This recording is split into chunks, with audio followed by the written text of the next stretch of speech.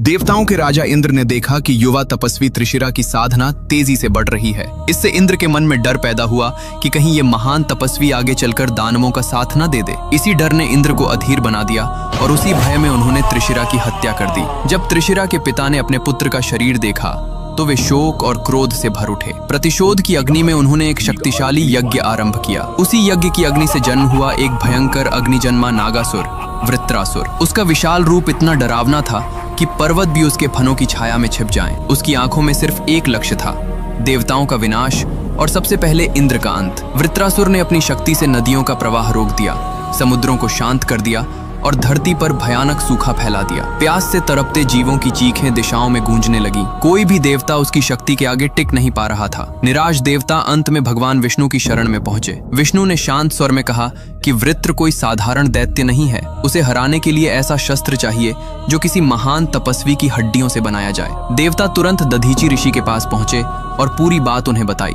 दधीची मुस्कुराए और बोले कि यदि उनके शरीर का त्याग संसार की रक्षा कर सकता है तो ये देह रखने का कोई अर्थ नहीं। उन्होंने योग बल से अपने प्राण त्याग दिए।